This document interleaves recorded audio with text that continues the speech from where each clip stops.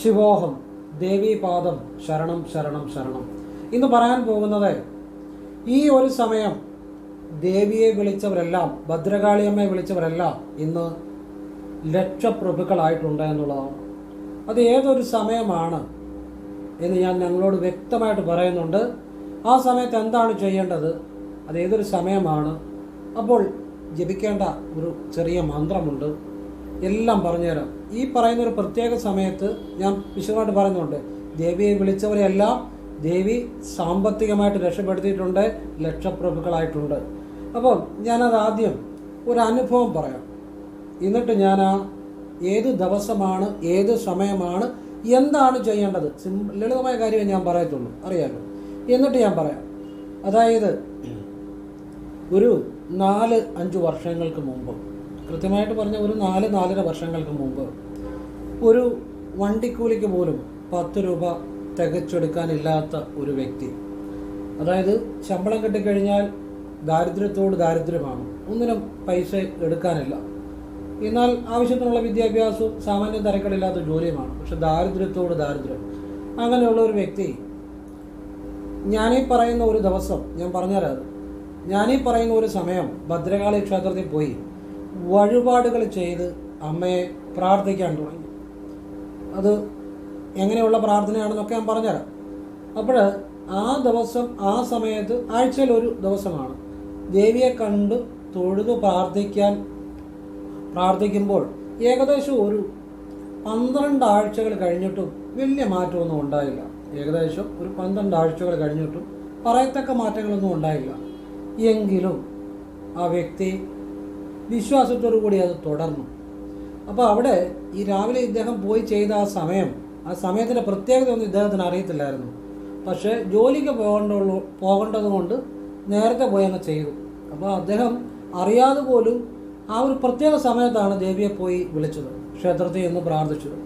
അങ്ങനെ ഒരു 3 മാസങ്ങൾക്ക് ശേഷം ഇദ്ദേഹത്തിൻ്റെ ജീവിതത്തിൽ ഓരോരോ മാറ്റങ്ങളായിട്ടുണ്ടാകാൻ തുടങ്ങുന്നു. പിന്നീട് അദ്ദേഹം സ്വന്തം തൊഴിലിലേക്ക് വന്നു, ലക്ഷങ്ങൾ തൊഴിലിലൂടെ സമ്പാദിച്ചു. ഭഗവാന്റെ മുന്നിൽ എന്ന് പറയുന്നത് ഇതൊരു അനുഭവമാണ്, നടന്ന കാര്യമാണ്. അങ്ങനെയുള്ള നല്ല കാര്യങ്ങൾ ഞാൻ പറയാറുണ്ട്. അപ്പം അദ്ദേഹം ഏത് ദിവസമാണ്, ഏത് സമയമാണ് ഭദ്രകാളിയെ വിളിച്ചത്, എന്താണ് ചെയ്തത്, അത് ഞാൻ നിങ്ങൾക്ക് പറഞ്ഞു തരാം. എത്ര കടുത്ത ദാരിദ്ര്യവും എത്ര കടുത്ത ദുരിതങ്ങളും എന്തും ചെയ്തിട്ടും രക്ഷപ്പെടാത്തവരും ഈ സമയം പ്രയോജനപ്പെടുത്തിയാൽ, അറിയാതെ പോലും ആ സമയത്ത് ദേവിയെ വിളിച്ച ആൾ വരെ രക്ഷപ്പെട്ടു. അപ്പം നിങ്ങൾക്ക് ഞാൻ ആ സമയം പറഞ്ഞു തരികയാണ്. നിങ്ങൾ ആ സമയം പ്രയോജനപ്പെടുത്തി ഭദ്രകാളിയെ വിളിച്ചാൽ നിങ്ങളുടെ ജീവിതത്തിലെ സകല സാമ്പത്തിക ദുരിതങ്ങളും മാറുവാനും വലിയ ലക്ഷ്യങ്ങൾ തന്നെ സമ്പാദിക്കാൻ പറ്റും, സംശയമൊന്നും വേണ്ട. കാരണം ഞാൻ ഒരിക്കൽ ജസ്റ്റ് ഒരു കാര്യം കൂടെ പറഞ്ഞിട്ട് വീഡിയോയിൽ ആ കാര്യത്തിലേക്ക് വരാം. കാരണം അത് സന്തോഷം കൊണ്ട് പറയുന്നത്.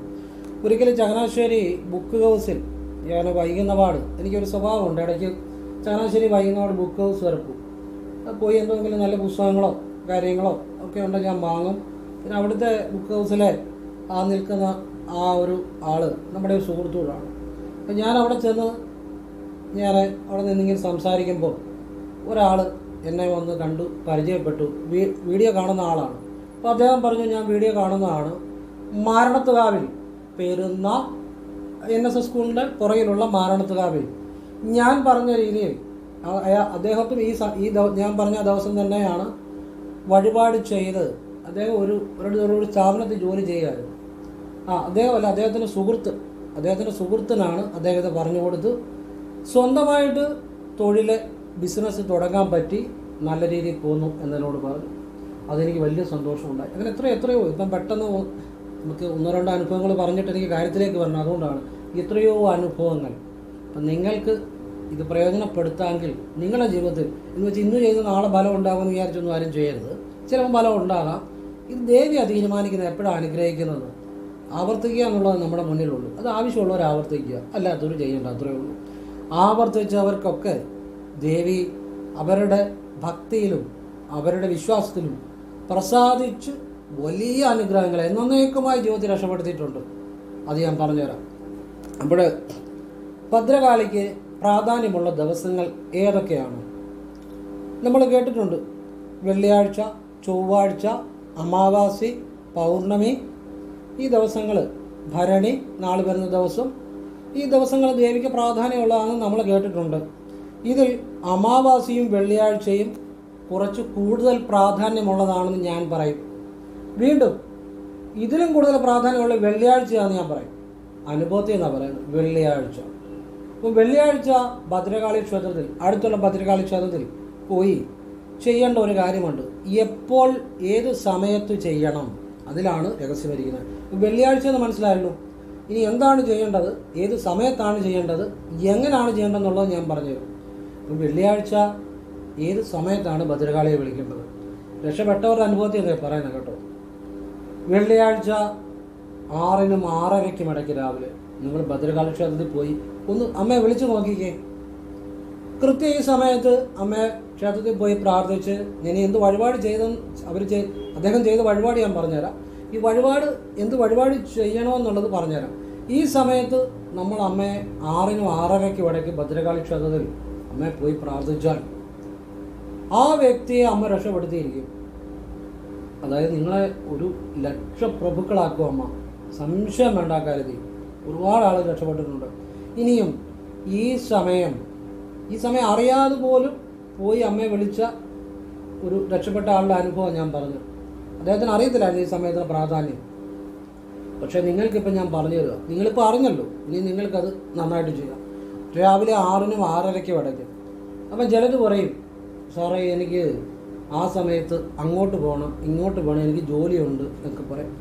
ഈ ചെയ്യുന്നവരെല്ലാവരും ജോലിയുള്ളവരും ജീവിതത്തിലെ എല്ലാ ബുദ്ധിമുട്ടുകളും ഉള്ളവരുമാണ് ഈ 6-നും 6:30-ക്കും ഇടയ്ക്ക് പോയി ജീവിതത്തിൽ വിജയമുണ്ടാക്കി എല്ലാം നേടിയത്. നിങ്ങൾക്ക് ആവശ്യമുണ്ടെങ്കിൽ നിങ്ങൾക്ക് വേണ്ടി പ്രവർത്തിക്കാൻ നിങ്ങൾ മാത്രമേ ഉള്ളെന്ന് ആദ്യം മനസ്സിലാക്കുക. നിങ്ങൾ വിചാരിച്ചാൽ സമയമുണ്ടാകും, നിങ്ങൾ വിചാരിച്ചാൽ ചെയ്യാൻ പറ്റും. നിങ്ങൾക്ക് ആവശ്യമുണ്ടെങ്കിൽ, ജീവിതം മാറണമെന്ന് ആവശ്യമുണ്ടെങ്കിൽ നിങ്ങൾക്ക് വേണ്ടി പ്രവർത്തിക്കണം. മറ്റാരും നമുക്ക് വേണ്ടി ചെയ്യുമെന്ന് വിചാരിച്ചിരിക്കരുത്. അതുകൊണ്ട് ഈ ചെയ്തവരൊക്കെ ബുദ്ധിമുട്ടുള്ളവരാണ്, അവർക്ക് 100 കൂട്ടം കാര്യങ്ങളുള്ളതാണ്, ജോലിക്ക് പോകേണ്ടവരാണ്. അപ്പം നിങ്ങൾ അതുപോലെ ആ സമയം നിങ്ങൾ പ്രയോജനപ്പെടുത്തുക. അതുവിധം ന്യായങ്ങൾ പറയാതിരിക്കുക. മനസ്സിലാകുന്നുണ്ടോ? ഒരു കാര്യം നേടണമെന്ന് വിചാരിച്ചാൽ ആ നേടാനുള്ളതെല്ലാം ഭംഗിയായിട്ട് ചെയ്യണം. നിങ്ങളുടെ ജീവിതത്തിൽ രക്ഷപ്പെടണം, സാമ്പത്തികം ഉണ്ടാകണം എന്നുള്ളൊരു ചിന്ത ഉണ്ടെങ്കിൽ ബാക്കി ഒന്നും തടസ്സങ്ങളല്ല. നമ്മൾ ആ സമയത്ത് പോയിരിക്കും. അപ്പോൾ അത് ചെയ്യുക. 6-നും 6:30-ക്കും ഇടയ്ക്ക് ചുമന്ന പട്ട്. എന്തിനാ ചുമന്ന പട്ട് വെക്കുന്നത്? മുൻജന്മ കർമ്മദോഷങ്ങൾ മാറിക്കിട്ടും ഭദ്രകാളിക്ക് ചുമന്ന പട്ട് വെച്ചാൽ. എന്തിനാ മുൻജന്മ കർമ്മദോഷങ്ങൾ മാറുന്നത്? നമ്മളൊരു വഴിപാട് ചെയ്താലും, ഒരു പ്രാർത്ഥന ചെയ്താലും, ഒരു തൊഴിൽ ചെയ്താലും ഒക്കെ ഫലം ഉണ്ടാകണമെന്നുണ്ടെങ്കിൽ നമ്മളുടെ ജന്മാനുജന്മങ്ങളായിട്ട് നമ്മളിലുള്ള കർമ്മദോഷം മാറണം. എങ്കിൽ മാത്രമേ, അല്ലെ വെള്ളത്തിൽ വരയ്ക്കുന്ന വര പോലെയുള്ളൂ. വെള്ളത്തിലൊരു വര വരച്ചാൽ കാണാൻ പറ്റുമോ എന്ന് പറഞ്ഞ പോലെയുള്ളൂ. നമ്മളുടെ മുൻജന്മത്തിലുള്ള, നമ്മളുടെ ജന്മാനുജന്മങ്ങളായിട്ടുള്ള കർമ്മദോഷങ്ങൾ മാറുമ്പോഴാണ് നമ്മളൊരു പ്രാർത്ഥന ചെയ്താലും ഒരു തൊഴിൽ ചെയ്താലും എന്ത് ചെയ്താലും ഫലം ഉണ്ടാകുന്നത്. അല്ലെ എല്ലാത്തിനും തടസ്സം വരും. അപ്പോൾ മുൻജന്മ കർമ്മദോഷങ്ങൾ മാറാൻ വളരെ ലളിതമായ കാര്യമാണ് ഞാൻ പറയുന്നത്.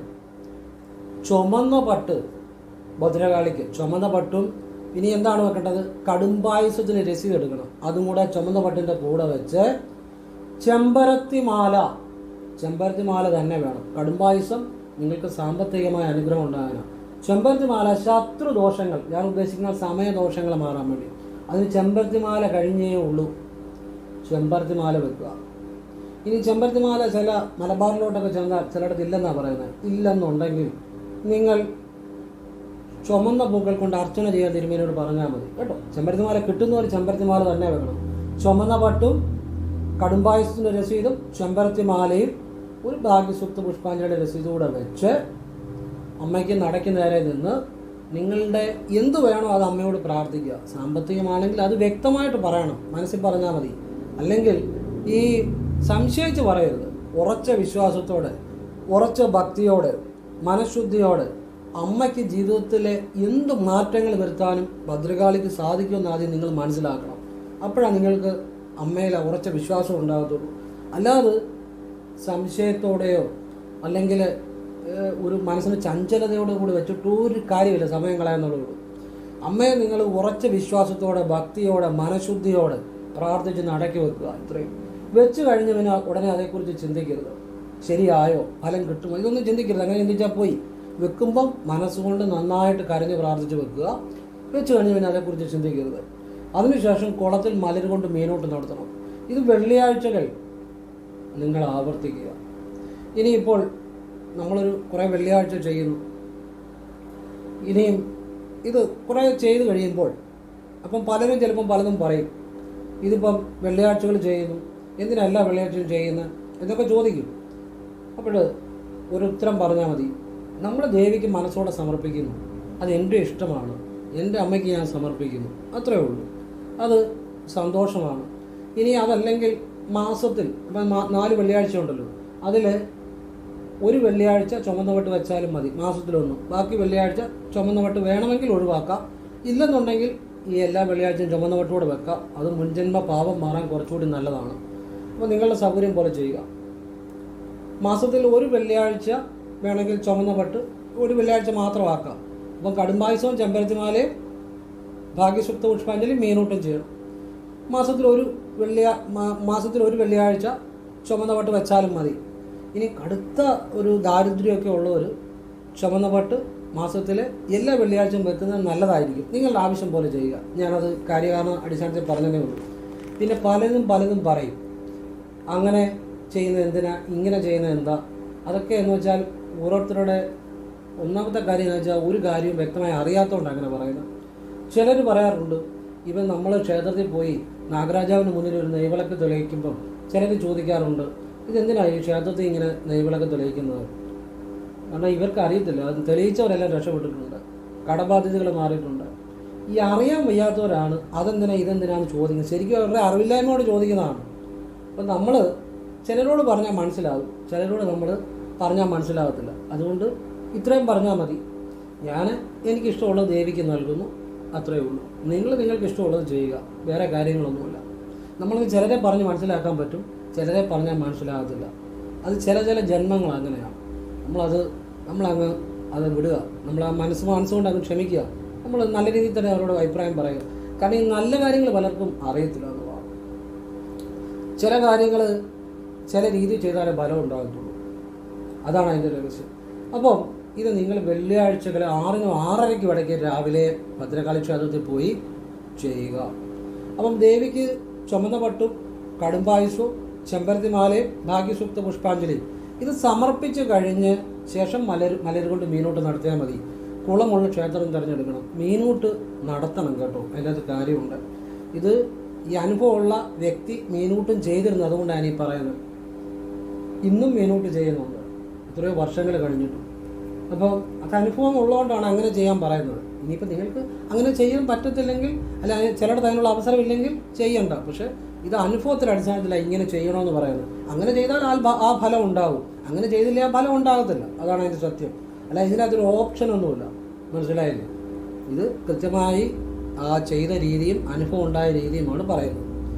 അപ്പം ചുമന്ന വട്ട് വേണമെങ്കിൽ മാസത്തിൽ ഒരു വെള്ളിയാഴ്ചയാക്കാം, അതിൽ തെറ്റില്ല കേട്ടോ. മാസത്തിൽ ഒരു വെള്ളിയാഴ്ച ചെയ്താലും മതി. കടുത്ത ദുരിതമുള്ളവർക്ക് വെള്ളിയാഴ്ചകൾ ആവർത്തിച്ചാലും മതി. ഇത് എത്ര വെള്ളിയാഴ്ച ആവർത്തിക്കണം എന്നുള്ളതാണ്. ഞാൻ പറഞ്ഞല്ലോ, ഇതിൻ്റെ അകത്ത് ഒരു കണക്കില്ല, നിങ്ങളുടെ ഇഷ്ടം പോലെ ചെയ്യാം. കാരണം ഇത് അനുഭവത്തിന് അടിസ്ഥാനത്തിലാണ് ഞാൻ പറയുന്നത്. നമ്മൾ ഇപ്പം ദേവിക്ക് നിങ്ങളെ കൊണ്ട് പറ്റുന്ന പോലെ ആവർത്തിക്കുക. കൂടുതൽ ചെയ്യുമ്പോഴാണ് ജീവിതം മാറുന്നത്.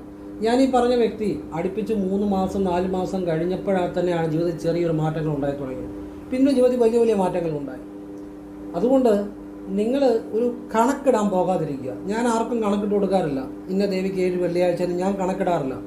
കാരണം എന്നാന്ന് ചോദിച്ചു കഴിഞ്ഞാൽ, ഒരു വ്യക്തിയുടെ എപ്പോൾ അനുഗ്രഹിക്കണമെന്ന് ആ ദേവത ദേവതയാണ് തീരുമാനിക്കുന്നത്, നമ്മളല്ല. അപ്പം ഞാനൊരു 7 വെള്ളിയാഴ്ചന്ന് കണക്കിട്ട് കൊടുത്താൽ ആ കണക്കിന് അനുഗ്രഹിക്കാനിരിക്കുന്ന ഒരാളല്ല അവിടുത്തെ ദേവത.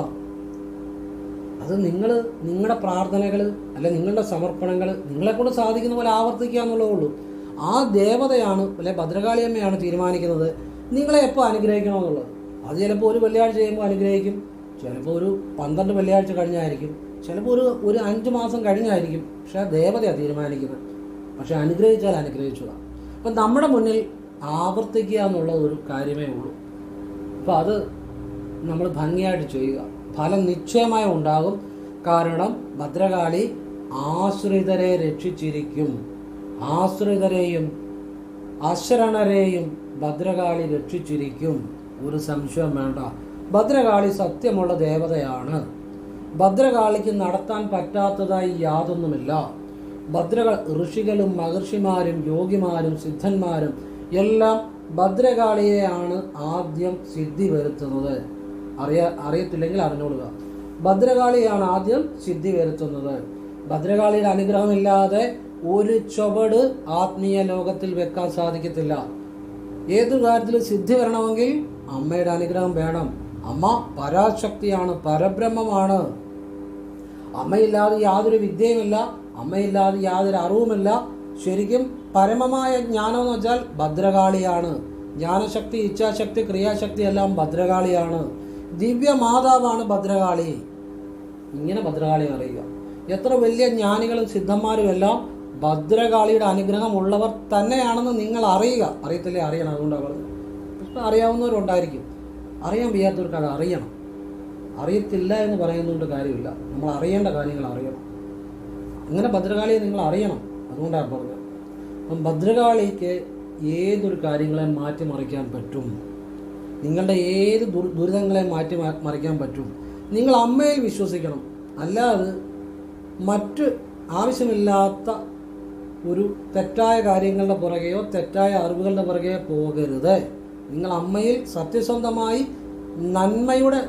നന്മയുള്ള കാര്യങ്ങൾ ശുദ്ധമായ മനസ്സുകൊണ്ട് നിങ്ങളെക്കൊണ്ട് ക്ഷേത്രത്തിൽ പോയി ചെയ്യാൻ പറ്റുന്ന നല്ല വഴിപാടുകൾ ചെയ്ത് പ്രാർത്ഥിക്കുക.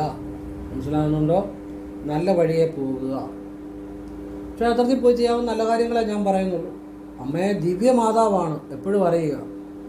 പിന്നെ പലരും പല രീതിയിലൊക്കെ ആചരിക്കുന്നുണ്ടായിരിക്കാം. ഞാൻ പറയുന്നത് സ്വാത്വികമായ, ഇപ്പം നമ്മൾ ഈ സിദ്ധന്മാരുടെ യോഗികളുടെ വഴിയാണ്. അപ്പോൾ സ്വാത്വികമായ അമ്മയുടെ അനുഗ്രഹം കിട്ടുന്ന എനിക്കറിയാവുന്ന കാര്യമാണ് പറയുന്നത്. അപ്പം നിങ്ങൾ അമ്മയെ ആ ദിവ്യ മാതാവായിട്ട് സങ്കല്പിക്കണം. സ്വന്തം അമ്മയെ വിളിക്കുന്ന ഭക്തിയോടെ അമ്മയെന്ന് വിളിക്കണം. ഭദ്രകാളിയമ്മ നിങ്ങളുടെ കൂടെ നിൽക്കും. അമ്മയോട് ഒരിക്കലും ആജ്ഞാപിക്കരുത്.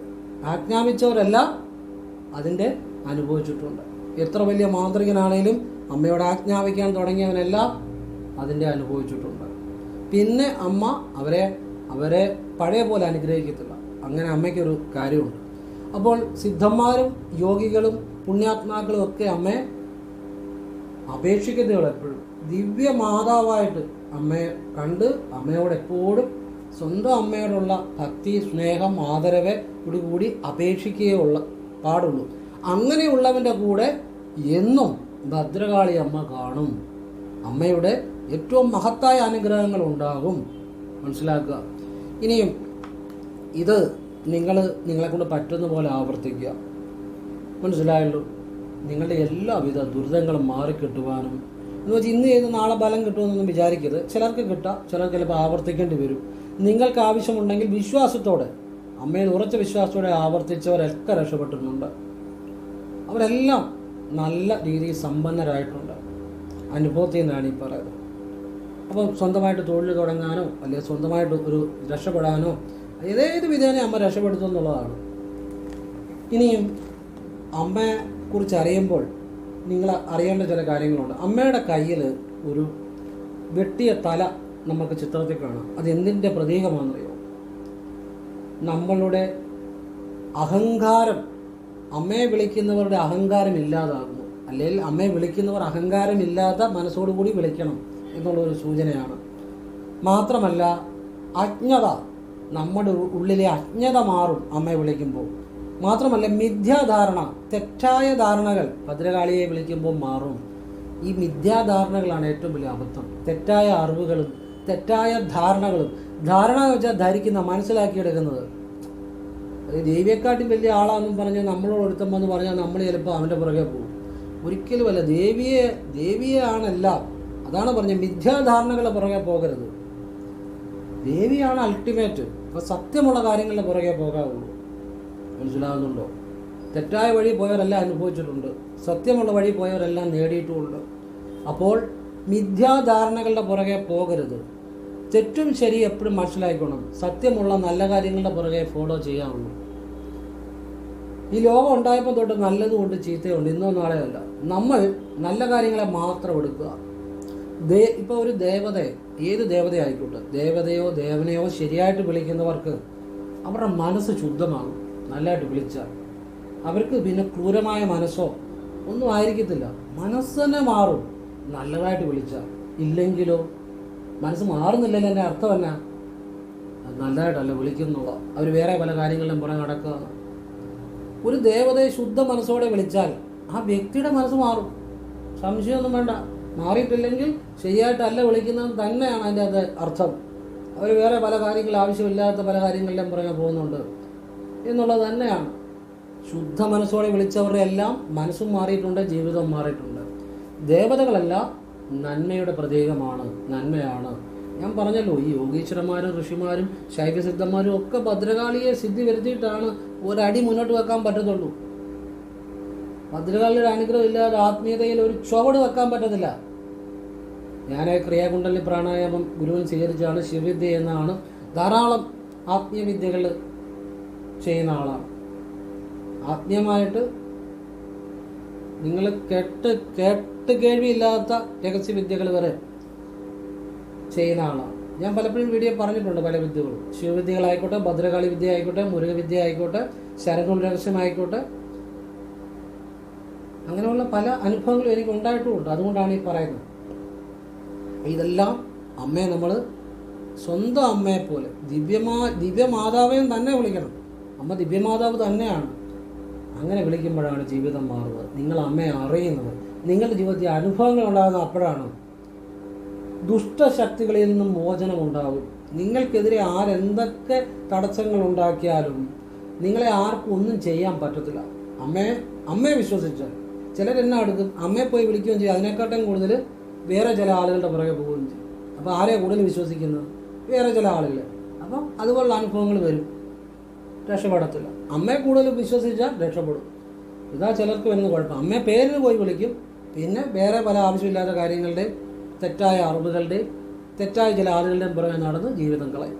പക്ഷെ അമ്മയെ കൂടുതലായിട്ട് അമ്മ വിളിക്കുന്നുണ്ടെന്ന് വെച്ചാൽ വിളിക്കുന്നുണ്ട്, പക്ഷെ നടക്കുന്ന കൂടുതലും വേറെ പല ആവശ്യമില്ലാത്ത കാര്യങ്ങളുടെയും പുറകെ ആയിരിക്കും. അങ്ങനെ പാടില്ല. അമ്മയെ ആത്മാർത്ഥമായിട്ട് ശുദ്ധ മനസ്സോടെ ഉറച്ച് വിശ്വസിച്ചാൽ ഉറപ്പായിട്ട് റിസൾട്ട് ഉണ്ടാവും. ജീവിതം മാറ്റിയിരിക്കും, യാതൊരു സംശയം വേണം. ദുഷ്ടശക്തികളിൽ നിന്ന് മോചനം തന്നെയാണ്. അത്ഭുതമായ കാര്യമാണ്. ദുഷ്ടശക്തികളിൽ നിന്നും മോചനം ഉണ്ടാകും. എല്ലാ ദുരിതങ്ങളും മാറ്റിത്തരാൻ അമ്മയ്ക്ക് ശക്തിയുണ്ട്. സാമ്പത്തിക ദുരിതങ്ങളെല്ലാം, എല്ലാ തരത്തിലുള്ള ദുരിതങ്ങളും മാറ്റാൻ അമ്മയ്ക്ക് ശക്തിയുണ്ട്. അമ്മയുടെ അനുഗ്രഹം കിട്ടുന്ന ഒരു രഹസ്യ വരിയും കൂടെ ഞാൻ പറഞ്ഞുതരാം. ഇത് വീഡിയോയുടെ താഴെ ഡിസ്ക്രിപ്ഷൻ ബോക്സ് എഴുതി കൊടുത്തേക്കാം. ഈ മന്ത്രം നിങ്ങൾ നിത്യേന രാവിലെ കുളി കഴിഞ്ഞ് കുളിമുറിയിൽ നിന്ന് വസ്ത്രം കൊടുത്തുകൊണ്ട് കിഴക്കോട്ട് തിരിഞ്ഞ് ജപിക്കുന്നത് നല്ലതാണ്. ഈ ഇടതുകാലം മുന്നോട്ട് വെച്ച് ഇടതു കൈ ഇടനെഞ്ചി തൊട്ട് കറുത്ത രൂപത്തിൽ ഭദ്രകാളിയത്തെ ഹൃദയത്തിൽ ധ്യാനിച്ച് ഈ മന്ത്രം വാഗൊണ്ട് 3 തവണ ജപിക്കുക. കുളി കഴിഞ്ഞ് തല തോർത്തി കഴിഞ്ഞ് കൈയും കാലും മുഖം കഴുകിയിട്ട് ചെയ്താൽ മതി. അപ്പം ചിലർ ചോദിക്കും, കുളിമുറി എന്ന് ജപിക്കാവോ? കുളിമുറി എന്ന് ജപിച്ചാൽ എന്താ? കുളിമുറിയിൽ നിന്ന് ഞാൻ ജപിക്കുമല്ലോ. എത്രയോ ആളുകൾക്ക് ഞാൻ പറഞ്ഞവർക്ക് ഫലം കിട്ടുന്നുണ്ടല്ലോ. പക്ഷെ ഒരു കാര്യം അറിയണം, നമ്മൾ കുളിമുറിയിലോട്ട് കയറുമ്പോൾ ഇടതുകാല് വെച്ച് കാരണം വലതുകാല് വെച്ച് ഇറങ്ങണം. കാരണം ഇടതുകാല് വെച്ച് പ്രവേശിക്കുമ്പോൾ ഏത് തരത്തിലുള്ള നെഗറ്റീവ് എനർജികളും നമ്മളെ ബാധിക്കത്തില്ല. എന്നിട്ട് വലതുകാല് വെച്ച് ഇറങ്ങണം. ഇത് ശരനൂൽ രഹസ്യം. ഇത് അറിഞ്ഞിട്ട് ചെയ്യണം. എവിടെ നിന്ന് വേണമെങ്കിലും ചെയ്യാം. ചെയ്തവർക്ക് ഫലം കിട്ടിയിട്ടുണ്ട്. ആദ്യം സംശയങ്ങൾ മനസ്സിൽ നിന്ന് കളയുക, മിഥ്യാധാരണകൾ കളയുക, അബദ്ധധാരണകൾ മനസ്സിൽ നിന്ന് കളയുക, കറക്റ്റായിട്ടുള്ള കാര്യങ്ങൾ മനസ്സിലാക്കുക. ഭദ്രകാളി എന്ന് പറഞ്ഞാൽ ബ്രഹ്മമാണ്, ബ്രഹ്മം. അപ്പം കുളിമുറി എന്നുകൊണ്ട് ഈ ഒരു മന്ത്രം, ഓം രുദ്രസുതായേ വിദ്മഹേ ശൂലഹസ്തായേ ധീമഹേ തന്നോ കാളി പ്രചോദയാത് 3 തവണ ജപിക്കണം. എന്തിനാ 3 തവണ ജപിക്കണമെന്ന് പറഞ്ഞേ? 3 തവണ ജപിക്കണമെന്ന് പറഞ്ഞാൽ അത്രയേ ഉള്ളൂ. അങ്ങനെയല്ല, ഓരോന്നിനും ഓരോ കാരണമുണ്ട്. അത് മനസ്സിലാക്കി ചെയ്യുമ്പോഴാണ് ഫലം ഉണ്ടാകുന്നത്. നമ്മൾ ചുമ്മാ കുറേ സംസാരിക്കുന്നതിലൊന്നുമല്ല. പറയുന്ന കാര്യത്തിൽ കാതലുണ്ടാകണം, അർത്ഥമുണ്ടാകണം, പ്രാക്ടിക്കലായിരിക്കണം, അതിൻ്റെ അകത്ത് കാര്യമുണ്ടാകണം. അങ്ങനെ ഉള്ള കാര്യങ്ങൾ മനസ്സിലാക്കിയാലേ ജീവിതം മാറുന്നുള്ളൂ. അല്ലെങ്കിൽ ചുമ്മാ കുറേ എന്തൊക്കെയോ പറയുന്നു, അതിലൊന്നും ജീവിതം മാറണമെന്നില്ല. ജീവിതം മാറ്റുന്ന പ്രാക്ടിക്കലായിട്ടുള്ള കാര്യങ്ങൾ അറിയാം. എന്തുകൊണ്ടാണ് 3 തവണ ജപിക്കണമെന്ന് പറഞ്ഞത്? 1 തവണ ജപിക്കുമ്പോൾ സ്ഥൂല ശരീരം ശരീരത്തിന് അമ്മയുടെ അനുഗ്രഹം ഉണ്ടാകുന്നതായിട്ട് സങ്കല്പിക്കണം. സ്ഥൂല ശരീരം എന്ന് വെച്ചാൽ എന്നാ? കാണാവുന്ന ശരീരം. എൻ്റെ ശരീരം ഇങ്ങനെ പിടിക്കാം. ഈ ശരീരം കാണുന്നത് നമുക്ക് അനുഭവിക്കാൻ പറ്റുന്നത് സ്ഥൂലം. എൻ്റെ ശരീരം സ്ഥൂല ശരീരം. സ്ഥൂല ശരീരത്തിൽ ദേവിയുടെ അനുഗ്രഹം ഉണ്ടാകുന്നതായിട്ട് സങ്കല്പിക്കുക. രണ്ടാമത് ഈ മന്ത്രം ജപിക്കുമ്പോൾ, ഈ ഭദ്രകാളി ഗായത്രി ജപിക്കുമ്പോൾ സൂക്ഷ്മ ശരീരം. സൂക്ഷ്മ ശരീരം എന്താണ്? സൂക്ഷ്മ ശരീരം എന്താണ്? ചിലരോട് സൂക്ഷ്മ ശരീരമൊക്കെ ചോദിച്ചു കഴിഞ്ഞാൽ എന്തൊക്കെയോ പഠിച്ചു വെച്ചിരിക്കുന്നതൊക്കെ ചുമ്മാ വിളമ്പും. പക്ഷെ ഇത് അറിയുന്നവൻ അനുഭവിക്കുന്നവൻ ശരിക്കും അത് പറയത്തില്ല. പറഞ്ഞാലും മനസ്സിലാകുന്ന രീതി അല്പം പറയും. സൂക്ഷ്മ ശരീരം എന്ന് പറഞ്ഞാൽ നമ്മളുടെ ശരീരത്തിൽ നമ്മൾ ആഹാരം കഴിക്കുമ്പോൾ അതിൽ നിന്ന് നമ്മൾ എനർജി സ്വീകരിക്കുന്നു, ബാക്കി നമ്മുടെ മലമായിട്ട് പോകുന്നു. വെള്ളം കുടിക്കുമ്പോൾ അതിൽ നിന്ന് എനർജി സ്വീകരിക്കുന്നു, ബാക്കി മൂത്രമായിട്ട് പോകുന്നു. ശ്വസിക്കുമ്പോൾ അതിൽ നിന്ന് എനർജി സ്വീകരിക്കുന്നു, ബാക്കി വെളിയിൽ പോകുന്നു നിശ്വാസമായിട്ട്. ഇതുപോലെയെല്ലാം നമ്മുടെ ശരീരത്തിൽ നിന്ന് നമ്മുടെ ശരീരം എനർജി സ്വീകരിക്കുക, എന്നിട്ട് വെളിയിൽ കളയും. ഈ എനർജി സ്വീകരിക്കുക എന്തിനാ? നമ്മുടെ ശരീരത്തിൽ ഒരു എനർജിയുടെ ഒരു സൂക്ഷ്മ ശരീരമുണ്ട്, ഊർജ ശരീരമുണ്ട്. ആ എനർജിയാകുന്ന സൂക്ഷ്മ ശരീരത്തിലെ ദേവിയുടെ അനുഗ്രഹം, നമ്മുടെ ശരീരത്തിലെ എനർജിയാകുന്ന ആ ബോധം, അത് ദേവിയുടെ അനുഗ്രഹം ഉണ്ടാകുന്നതായിട്ട് സങ്കല്പിക്കണം. അപ്പം നമ്മുടെ ശരീരത്തിലെ ഊർജ ആ ശരീരമാണ് സൂക്ഷ്മ ശരീരം. മനസ്സിലാകുന്നുണ്ടോ? ഈ ഊർജ ശരീരം അല്ലെ ആ സൂക്ഷ്മ ശരീരം ദേവിയുടെ അനുഗ്രഹം ഉണ്ടാകുന്നതായിട്ട് സങ്കല്പിക്കണം രണ്ടാമത്തെ തവണ ജപിക്കുമ്പോൾ.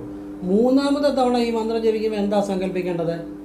ഞാൻ എവിടെ നിൽക്കുന്നു, ഞാൻ നിൽക്കുന്ന സ്ഥലം, എനിക്ക് ചുറ്റുമുള്ള പ്രപഞ്ചം, അവിടെ അതെല്ലാം ദേവിയുടെ അനുഗ്രഹത്താൽ എനിക്ക് അനുകൂലമാകുന്നതായിട്ട് സങ്കല്പിക്കണം. ഈ ലോകം, ഞാൻ ജീവിക്കുന്ന ലോകം എല്ലാം എനിക്ക് അനുകൂലമാകുന്നതായിട്ട് സങ്കല്പിച്ച് മൂന്നാമത്തെ തവണ ദേവിയുടെ മന്ത്രം ജപിക്കണം. ഇങ്ങനെ ജപിച്ചു നോക്കിക്കേ, ഇങ്ങനെ ഭദ്രകാളിയെ അറിഞ്ഞു നോക്കിക്കേ, ഇങ്ങനെ ഭദ്രകാളിയെ വിളിച്ചു നോക്കിക്കേ. കാളിദാസന്റെ കഥ നിങ്ങൾക്കറിയാം. കാളിദാസന് ജ്ഞാനം കൊടുത്തത് ഭദ്രകാളി അമ്മയാണ്. ധാരാളം സിദ്ധന്മാരും മഹർഷിമാർക്കും എല്ലാം ഭദ്രകാളിയുടെ അമ്മയുടെ അനുഗ്രഹം കിട്ടിയിട്ടേ അവർക്ക് ജ്ഞാനം കിട്ടത്തുള്ളൂ. ഭദ്രകാളിയമ്മ ജ്ഞാനത്തിന്റെ ദേവതയാണ്. ഭദ്രകാളിയമ്മ നാക്കെന്തിനാ വെളിയിലോട്ട് ഇട്ടിരിക്കുന്നത്? ഇങ്ങനെ നാക്ക് വെളിയിലോട്ടിട്ട് നമുക്ക് സംസാരിക്കാൻ പറ്റുമോ? ഇല്ല. ആ നിശബ്ദത, ആ മൗനമാണ് ബ്രഹ്മം. ആ മൗനമാകുന്ന വിദ്യയാണ് ടോപ്പ് വിദ്യ. അങ്ങനെയുള്ള ചില അറിവുകളാണ് നമുക്ക് നൽകുന്നത്. ഭദ്രകാളിയമ്മയുടെ അരയിൽ കൈപ്പത്തി കൊണ്ടുള്ള മാലയുണ്ട്. എന്തിനാണത് കാണിച്ചിരിക്കുന്നത്? നമ്മുടെ പ്രവൃത്തിയാണ് ഉദ്ദേശിക്കുന്നത്. കൈപ്പത്തി നമ്മുടെ കർമ്മം തന്നെയാണ് നമ്മുടെ വിധി. നമ്മൾ ചെയ്യുന്ന പ്രവൃത്തികൾ തന്നെയാണ് നമ്മുടെ വിധി എന്നുള്ളതാണ് അത് മനസ്സിലാക്കിയെടുക്കേണ്ടത്. ഭദ്രകാളിയമ്മ മൊത്തം ജ്ഞാനത്തിന്റെ ദേവതയാണ്, ഇച്ഛാശക്തിയുടെ ദേവതയാണ്, ക്രിയാശക്തിയുടെ ദേവതയാണ്. ഇങ്ങനെ ഭദ്രകാളിയമ്മ നിങ്ങളൊന്ന് അറിഞ്ഞു വിളിച്ചു നോക്കിക്കേ. പിന്നെ ഭദ്രകാളിയമ്മയുടെ നിറം കറുപ്പ് നിറം. കറുപ്പിന്റെ പ്രത്യേകത എന്താണ് കറുപ്പിന്റെ പ്രത്യേകത? അത് കറുപ്പ് നല്ല നിറമാണ്. കറുപ്പിന് അതുണ്ട്, കറുപ്പിന് ഇതുണ്ട്, ഒക്കെ ആയിക്കോട്ടെ. കറക്റ്റ് കാര്യം മനസ്സിലാക്കിയാലേ ബലം ഉണ്ടാകത്തില്ല. എന്താണത്? കറുപ്പെന്ന് പറഞ്ഞാൽ ബ്രഹ്മമാണ്. അതെങ്ങനെ കറുപ്പ് ബ്രഹ്മമാകുന്നത്? നമ്മളുടെ ഈ ലോകത്ത് സൂര്യൻ അസ്തമിച്ചു കഴിയുമ്പോൾ ഉള്ളത് എന്താണ്? ഇരുട്ടാണ്, കറുപ്പല്ലേ? ഈ സൂര്യൻ, ഈ പ്രകാശമില്ലെങ്കിൽ, പ്രകാശം ഇല്ലാത്തപ്പോഴും ഈ ലോകത്തിലുള്ളതെല്ലാം എന്താണ്? ഇരുട്ടാണ്. പ്രകാശമില്ലാത്തപ്പോൾ എല്ലാം ഇരുട്ടാണുള്ളത്. സൂര്യൻ വരുമ്പോൾ മാത്രമേ ഇരുട്ട് മാറുന്നുള്ളൂ. നേരത്തെ ഉള്ളതും എല്ലാം ഇരുട്ട് തന്നെയാണ്. നമ്മളുടെ ഓരോ കോശങ്ങൾക്കുള്ളിലും ആറ്റങ്ങൾക്കുള്ളിലും ഡാർക്ക് എനർജിയാണുള്ളത്. പ്രപഞ്ചം മുഴുവൻ ആ ഡാർക്ക് എനർജിയാണ്.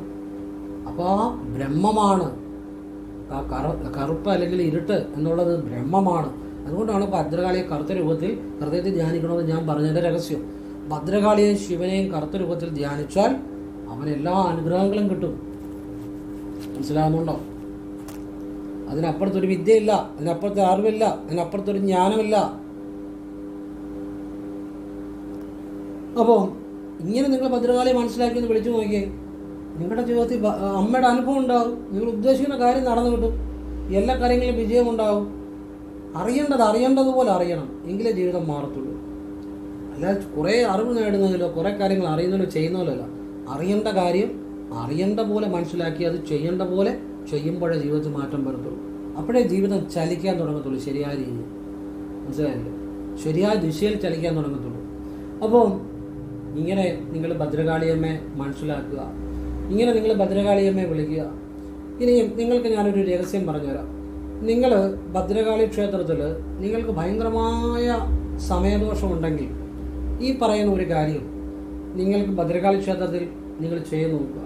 ഭയങ്കരമായ തടസ്സങ്ങളാണ്, ഒരു രക്ഷയില്ലെങ്കിൽ രക്തപുഷ്പാഞ്ജലിയും ചെമ്പരത്തി മാലയും കൂടെ വെള്ളിയാഴ്ച, അത് ജനിച്ച തീയതി, മാസം പോട്ട്, മാസമൊന്നും കണക്കൂട്ടില്ല, ജനിച്ച തീയതി 1, 10, 19, 28 ഇതിലേതെങ്കിലും ഒരു തീയതി ആണെങ്കിൽ നിങ്ങൾ 4 വെള്ളിയാഴ്ച എങ്കിലും അടുപ്പിച്ച് ചെയ്യുക. നിങ്ങളുടെ ജീവിതത്തിൽ നല്ല മാറ്റം ഉണ്ടാകും. വിശ്വാസത്തോടെ ചെയ്യണം. ഇനി നിങ്ങൾ 2, 11, 20, 29 ഇതിലേതെങ്കിലും തീയതികളിൽ ജനിച്ചവരാണെങ്കിൽ 7 വെള്ളിയാഴ്ചയെങ്കിലും അടുപ്പിച്ച് പറ്റുന്ന പോലെ, നിങ്ങളെക്കൊണ്ട് പറ്റുന്ന പോലെ ചെയ്യുക. ഞാൻ പറയുന്നുള്ളൂ കേട്ടോ. 7 അല്ലെ പറ്റുന്ന അത്രയും ചെയ്യുക, അടുപ്പിച്ച്. അത് ജീവിതത്തിൽ മാറ്റം ഉണ്ടാകും. 7 വെള്ളിയാഴ്ചയെങ്കിലും ചെയ്യാൻ ശ്രമിക്കുക. ഇനിയും നിങ്ങൾ 3, 12, 21, 30 ഈ ഏതെങ്കിലും ഒരു തീയതി ജനിച്ചവരാണെങ്കിൽ നിങ്ങൾ 6 വെള്ളിയാഴ്ച അടുപ്പിച്ച് ഭദ്രകാളിക്ക് പറഞ്ഞ കാര്യം വഴിപാട് ചെയ്യുക. പറ്റുന്ന പോലെ ചെയ്താൽ മതി, അല്ലെങ്കിൽ പറ്റുന്ന അത്രയും ചെയ്യുക, അടുപ്പിച്ച് ചെയ്യുക, നല്ലതാണ്. ഇനി നിങ്ങൾ 4, 13, 22, 31 ഈ തീയതികളിൽ ജനിച്ചവരാണെങ്കിൽ നിങ്ങൾ 8 വെള്ളിയാഴ്ചയോ 4 വെള്ളിയാഴ്ചയോ ഇതിലേതെങ്കിലും ഒരു കണക്കിൽ, ഒന്നുകിൽ 4 വെള്ളിയാഴ്ച അല്ലെ 8 വെള്ളിയാഴ്ച അടുപ്പിച്ച് ഈ പറഞ്ഞ വഴിപാട് ചെയ്ത് നോക്കുക. ഇനി നിങ്ങൾ 5, 23, 14 ഇതിലേതെങ്കിലും ഒരു തീയതികളിൽ ജനിച്ചവരാണെങ്കിൽ 9 വെള്ളിയാഴ്ചയോ 5 വെള്ളിയാഴ്ചയോ അതിലേതെങ്കിലും ഒരു കണക്ക് മതി. ഭദ്രകാളിക്ക് പറഞ്ഞ വഴിപാട് അടുപ്പിച്ച് ചെയ്ത് നോക്കുക.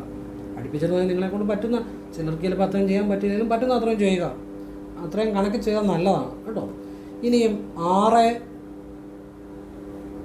24, 15 ഇതിലേതെങ്കിലും ഒരു തീയതി ജനിച്ചവരാണെങ്കിൽ ഒന്നുകിൽ 4 വെള്ളിയാഴ്ച ചെയ്താൽ പെട്ടെന്ന് മാറ്റം വരും, അല്ലെങ്കിൽ 6 വെള്ളിയാഴ്ച ചെയ്താലും നല്ലതാണ്. നിങ്ങളെ കൊണ്ട് പറ്റുന്ന പോലെ ചെയ്യുക. ഇനിയും 7, 16, 25 ഇതിലേതെങ്കിലും ഒരു തീയതികളിൽ ജനിച്ചവരാണെങ്കിൽ ഒന്നുകിൽ 2 അല്ലെങ്കിൽ 7 കുറച്ചുകൂടെ ബെറ്ററായിട്ടുള്ള 7 വെള്ളിയാഴ്ച ചെയ്യുന്നത് നല്ലതായിരിക്കും. അടുപ്പിച്ച് ചെയ്യുന്നതിൻ്റെ ഒരു ഗുണമാണ് പറഞ്ഞ്. ഇനി നിങ്ങൾക്ക് അടുപ്പിച്ച് ചെയ്യാൻ പറ്റുന്നില്ല, പറ്റുന്ന അത്രയും ചെയ്യുക, അത്രയേ ഉള്ളൂ കേട്ടോ. അമ്മയോടുള്ള വിശ്വാസം അതാണ് ജീവിതം മാറ്റിമറിക്കുന്നത്. ഇനി 8, 17, 26 ഈ തീയതികളിൽ ജനിച്ചവരാണെങ്കിൽ 8 വെള്ളിയാഴ്ച ചെയ്യാൻ ശ്രമിക്കുക. അടുപ്പിച്ച് നിങ്ങളുടെ ജീവിതത്തിൽ അത് ഗുണം ചെയ്യും. ഇനി 9, 18, 27 ഈ തീയതികളിൽ ജനിച്ചവരാണെങ്കിൽ നിങ്ങൾ ഒന്നുകിൽ 9 അല്ലെ 5 വെള്ളിയാഴ്ച അടുപ്പിച്ച് ചെയ്യാൻ ശ്രമിക്കുക. എന്താണ്? രക്തപുഷ്പാഞ്ജലിയും ചെമ്പരത്തിമാലയും നിങ്ങൾക്ക് പെട്ടെന്നുള്ള ചില ശത്രുദോഷങ്ങൾ, അതായത് സമയദോഷങ്ങൾ മാറിക്കിട്ടാൻ നല്ലതാണ്. അപ്പോൾ ഇതൊരു പ്രത്യേക രീതി ഞാൻ പറഞ്ഞതേ ഉള്ളൂ. ഇനിയും ഞാൻ ആദ്യം പറഞ്ഞ ചുമന്ന പട്ടും കടുംപായസവും ചെമ്പരത്തിമാലയും ഭാഗ്യസൂക്ത പുഷ്പാഞ്ജലിയും മീനൂട്ടും ഒക്കെ അത് വെള്ളിയാഴ്ചകൾ സാധിക്കുന്ന പോലെ ആവർത്തിക്കണം കേട്ടോ. അതങ്ങനെ തന്നെ ആവർത്തിക്കുമ്പോഴാണ് കൂടുതൽ ഫലം ലഭിക്കുന്നത്. ഈ അവസാനം പറഞ്ഞത് ഒരു പ്രത്യേക രീതിയിൽ നമ്മുടെ വലിയ രീതിയിലുള്ള ഒരു ശത്രുദോഷങ്ങൾ, സമയദോഷങ്ങൾ ഉദ്ദേശിക്കുന്നത് മാറാൻ വേണ്ടി ഈ തീയതിയിൽ ജനിച്ചവർ ഈ ഒരു പ്രത്യേക കണക്കിൽ ചെയ്താൽ തന്നെ ഒരു നല്ല മാറ്റം വരും കേട്ടോ. അതാണ് ഉദ്ദേശിക്കുന്നത്. ഇനിയും നിങ്ങളുടെ ഇപ്പം ഒരു കേസ്, വഴക്ക്, കാര്യങ്ങളൊക്കെ ഉണ്ട്, അത് നമുക്ക് നമ്മുടെ ഭാഗത്ത് ന്യായമുണ്ട്, നമുക്ക് അനുകൂലമായിട്ട് വരണമെന്നുണ്ടെങ്കിൽ 12 നാഴി പായസം, 12 നാഴി, പക്ഷെ നമ്മൾ പറയുമ്പോൾ 12 നാഴി എന്നാണ്. ഒരു വെള്ളിയാഴ്ച രാവിലെ ചീറനോടെ വസ്ത്രം കൊടുത്ത് കുളിമുറി എന്ന് കിഴക്കോട് തിരിഞ്ഞു നിന്ന് അടുത്തുള്ള ഭദ്രകാളി ക്ഷേത്രത്തിലേക്ക്, അവിടെ 12 നാഴി ഉണ്ടോ എന്ന് അന്വേഷിക്കണം. 12 നാഴി പായസം നേരുക. എന്നിട്ട് നമ്മുടെ കാര്യം പറയാം. കാര്യം നടന്നു കഴിയുമ്പോൾ ഒരു വെള്ളിയാഴ്ച വന്ന് 12 നാഴി പായസം കഴിച്ചേക്കാം. അങ്ങനെ വ്യവസ്ഥ വെക്കാവുള്ളൂ. കാര്യം നടന്നു കഴിയുമ്പോൾ ചെയ്യാം, അങ്ങനെ പറയാവുള്ളൂ. എന്നിട്ട് നിങ്ങൾ ഇത് ഈറനോടെ ചെയ്യണം കേട്ടോ. ഈറനോട് എന്നിട്ട് തല തോർത്തുക, വലതുകാലി വെച്ചിറങ്ങുക, കയറുമ്പോൾ ഇടതുകാലി വെച്ച് കയറുക, ഇറങ്ങുമ്പോൾ വലതുകാലി വെച്ചിറങ്ങുക. പിന്നെ ഉടനെ അതേക്കുറിച്ച് ചിന്തിക്കരുത്. ഇത് എൻ്റെ അടുത്തുള്ള, ഞാൻ നാലുകോടിയിലാണല്ലോ എൻ്റെ ഓഫീസ്. അതായത് പായിപ്പാട് പുത്തൻകാവിൽ ഭഗവതിക്ഷേത്രത്തിലെ പുത്തൻകാവിലമ്മയ്ക്ക് ഇങ്ങനെ നേർന്ന്, ഞാൻ തന്നെ പറഞ്ഞിട്ട് നേർന്ന് കേസ് വിജയിച്ചവരുണ്ട് കേട്ടോ. അനുഭവത്തിൻ്റെ അടിസ്ഥാനത്തിൽ പറയുന്നത് ഒരുപാട് അനുഭവങ്ങളുണ്ട്. ഇനി നിങ്ങൾക്കൊരു സ്ഥലം വാങ്ങാനോ വിൽക്കാനോ ആണെങ്കിൽ ഇതുപോലെ തന്നെ ഒരു വെള്ളിയാഴ്ച രാവിലെ ചീറനോടെ വസ്ത്രം കൊടുത്ത് കുളിമുറിയിൽ നിന്ന് കിഴക്കോട് തിരിഞ്ഞു നിന്ന് നിങ്ങൾ അടുത്തുള്ള ഭദ്രകാളിയമ്മ അല്ലെങ്കിൽ പായിപ്പാട് പുത്തൻകാവിലമ്മയോ വിളിച്ച് 6 നാഴി പായസം നേരുക. പറയുമ്പം 6 നാഴി എന്നാണ് പറയുന്നത്. 6 നാഴിയാണ്, പറയുമ്പോൾ 6 നാഴി എന്നാണ് പറയുന്നത്. നേരുക. നേർന്നു കഴിഞ്ഞാൽ ഉടനെ തല തോർത്തുക, വലതുകാലം വെച്ച് ഇറങ്ങുക. പിന്നെ അതേക്കുറിച്ച് ചിന്തിക്കരുത്. എപ്പോഴും കുളിമുറിയിലോട്ട് കയറുമ്പോൾ ഇടതുകാലം വെച്ച് കയറണം, ഇറങ്ങുമ്പോൾ വലതുകാലം വെച്ച് ഇറങ്ങണം. അത് കുളിമുറി ആണെങ്കിലും ടോയ്ലറ്റ് ആണെങ്കിലും ഇടതുകാലം വെച്ച് കയറാവുള്ളൂ, വലതുകാലം വെച്ച് ഇറങ്ങണം. അപ്പം നമുക്ക് ഒരു നെഗറ്റീവും ബാധിക്കത്തില്ല എന്നുള്ളതാണ്. അപ്പോൾ ഇങ്ങനെ ചെയ്യുക. ഇനിയും നിങ്ങളുടെ വീട്ടിലിപ്പം മദ്യപാനം, ലഹരി പ്രശ്നങ്ങളൊക്കെയാണ്, ഭർത്താവിലെ മക്കളൊക്കെ പ്രശ്നമാണെങ്കിൽ മാസത്തിലല്ല, ആഴ്ച ചെയ്യണം. ആഴ്ചയിൽ ഒരു ചൊവ്വാഴ്ച നിങ്ങളുടെ അടുത്തുള്ള ഭദ്രകാളി ക്ഷേത്രത്തിൽ ഒരു സാധാ ഗുരുതി നിവേദ്യം 100 രൂപയുടെ ചെയ്യുക. 100 രൂപയുടെ മതി. ഇത് ആഴ്ച തോറും ആവർത്തിക്കണം. നല്ല മാറ്റം വരും. ഇനിയും നിങ്ങളുടെ ആ ചെയ്യുമ്പം ഇപ്പം ഭർത്താവാണ് പ്രശ്നമെങ്കിൽ ഭർത്താവിൻ്റെ പേരിലും ഭാര്യയുടെ പേരിലൂടെ ചെയ്യണം. അപ്പോൾ ആ കുടുംബപരമായിട്ട് എല്ലാ ദോഷങ്ങളും മാറുവാനും ആ വീട്ടിൽ ഐശ്വര്യം ഉണ്ടാകാനും ഗ്രഹനാഥയുടെയും പേര് ചെയ്യുമ്പോഴാണ് ഒരു ഐശ്വര്യം കൂടുതലായിട്ടുണ്ടാകുന്നത്. അപ്പോൾ എല്ലാവിധ ദോഷങ്ങൾ മാറി ആ വ്യക്തിക്ക് ഗ്രഹനാഥനായിക്കോട്ടെ നല്ല സ്വഭാവം, സാമ്പത്തിക ഉയർച്ച, എല്ലാ നന്മകളും ഉണ്ടാകും. നല്ല കാര്യമാണ്. ഇത് നല്ലതാണ്. ഇനി നിങ്ങളുടെ ഒരു മക്കൾ മോശമായ ഒരു കൂട്ടുകെട്ടുകളിൽ പോകുന്നു, അല്ലെങ്കിൽ മോശം റിലേഷനുകളിൽ പോകുന്നു, തെറ്റായ വഴികളിൽ പോകുന്നു എന്നൊക്കെ ഉണ്ടെങ്കിൽ നിങ്ങൾ കടുംപായസം, രക്തപുഷ്പാഞ്ജലിയും ചെമ്പരത്തിമാലയും വെള്ളിയാഴ്ചകൾ ആവർത്തിക്കണം രാവിലെ. അങ്ങനെ എത്ര കുട്ടികളെ രക്ഷപ്പെട്ടിട്ടുണ്ടെന്നറിയാം. പഠിക്കുമ്പോഴൊക്കെ മോശം കൂട്ടുകെട്ടുകളിൽ പോകുന്നു, അല്ലെങ്കിൽ തെറ്റായ പല സാഹചര്യങ്ങളിലും പോകുന്നു. ഇത് ചെയ്ത് രക്ഷപ്പെട്ട ഒരുപാട് വിദ്യാർത്ഥികൾ, ഒരുപാട് ആളുകളുണ്ട് നല്ല രീതിയിൽ വന്ന്. നിങ്ങൾ ആരും ഉപദേശിച്ചാൽ ഇപ്പോഴത്തെ കാര്യത്തിൽ നന്നാകത്തില്ല. ഇത് ഭദ്രകാളിയമ്മയെ നിങ്ങൾ കരഞ്ഞ മനസ്സുകൊണ്ട് വിളിച്ച് ചെയ്യണം, ആവർത്തിക്കണം. ഇതെല്ലാം ആവർത്തിക്കണം, അവനോട് ആവശ്യം പോലെ ആവർത്തിക്കണം. ഞാൻ പറഞ്ഞല്ലോ, ഒരു കണക്കിൽ നമ്മളൊരു കണക്കിട്ടാൽ ചെയ്തു തരാതിരിക്കുന്ന ആളല്ല അമ്മ. നമ്മൾ ആവർത്തിക്കുക. നമ്മൾ ചെറിയ ലളിതമായ കാര്യങ്ങളല്ലേ ഉള്ളൂ. അവിടെ ഒരു സമർപ്പണം, അത് നിങ്ങൾക്ക് ആവശ്യമുണ്ടെങ്കിൽ ചെയ്താൽ മതി, ആവശ്യമുള്ളവർ ചെയ്യുക. അപ്പോൾ ഇത് സാധിക്കുന്ന പോലെ ആവർത്തിക്കുക, വളരെ നല്ലതാണ്. ഇനിയും ഇതോടൊപ്പം ഒരു കാര്യം കൂടെ ചെയ്യണം.